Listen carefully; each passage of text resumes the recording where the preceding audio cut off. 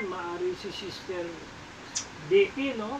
Kung hindi niya inalay ang buhay niya sa Diyos, baka wala yan dito. Nandun pa rin sa barkada niya sa St. Peter yan.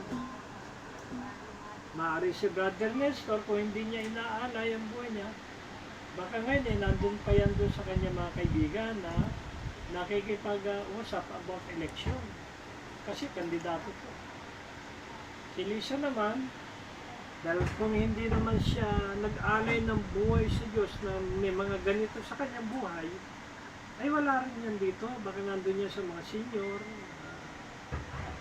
nandun ang kanyang saya, nandun ang kanyang buhay sa kanyang mga kaibigan. Pero ngayon, pag inalay natin o ng isang tao ang kanyang buhay sa Diyos, meron siyang mga ginagawang pan-Diyos. Eto, katulad nitong ginagawa natin, pantao ba ito o pan-Diyos? Pan-Diyos, dahil ang hawak natin is salita ng Diyos. So, para maintindihan natin, no, kasi Hebrew 9:14, napakagandang basahin, pero kung hindi mo intindihin, hindi mo maunawaan. Ulitin mo, Sister Lisa, Hebrew 9:14. Diyan pa lang, marami na tayong dapat isipin.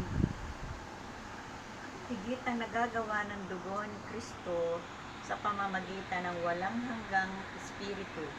Inialay niya sa Diyos ang kanyang sarili bilang handog na walang kapintasan. Ang kanyang dugo ang inilinis sa ating mga budhi at mga gawang walang kabuluhan upang tayo'y makapaglingkod sa Diyos na buhay. Bakit budhi? O, isisingit ko na naman yan. Bakit budhi, Brother Johnny? Sino ba sa atin dito walang budhi? Sino ba rito sa palagay mo sa atin walang budhi? May budhi ka, Brad? Sister Vicky, may budhi ka? Dapat yung ating pong pagtanggap kay Jesus umaabot sa ating budhi, sa ating konsensya. Once na yung ginagawa mo is hindi tugma sa Panginoon, dapat yung konsensya mo, kinakausap ka. Inuusig ka ng sarili mong konsensya dahil inabot tayo eh. Saan ba nilagay ang espiritu ng anak? Di ba sa ating mga puso? Yung ating budhi ay talagang may connection na yung ating conscience. Meron na tayong mga bagay na nagagawa pero hindi pan Diyos. Minsan nakukonsensya tayo. Eh ngayon ang mga tao, pag wala relasyon sa Diyos, hindi nag-alay ng buhay sa Diyos, kaya anong gawin kahit anong masama, hindi inuusig na konsensya. Kasi doon na talaga ang kanilang buhay, walang Kristo, walang Jesus, walang dugo ni Jesus, walang salita ng Diyos, wala yan. Pero tayo, Brother Johnny, ang buhay natin ngayon, huwag mong babaliwalain. Kahit nasabihin mo, sa loob ng isang linggo, 2 beses lang, Miyerkules, tapos pagdating ng linggo, Martes, pagdating ng linggo, hindi naman tayo magkakasama, kanya-kanya tayo. Tulad dito, sa linggo, JIL. Sa linggo, sa akin nagpupunta, Brother Johnny, hindi ko alam, Sila Vicky, hindi ko rin alam kung saan sila paglinggo. Pero ang ba ninyo, maganda pati linggo, dapat kasama natin, magkakasama pa rin tayo. Linggo at Martes.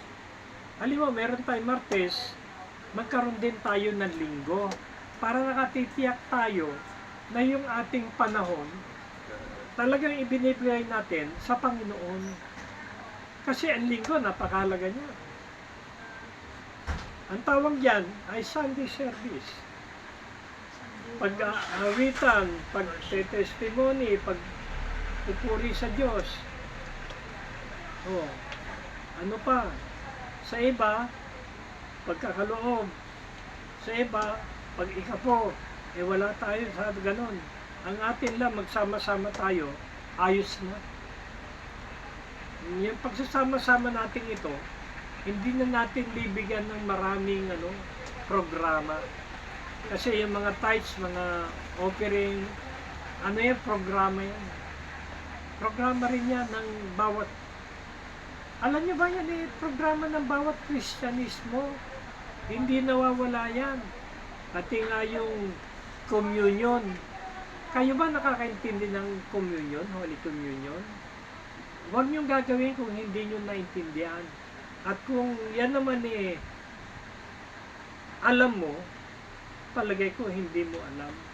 Kasi, ang tunay na communion, hindi po tayo magano yung tinapay na galing pa sa kung saan, susubo natin, iyon na nga ikang katawan ni Kristo. Baka namamali tayo ron.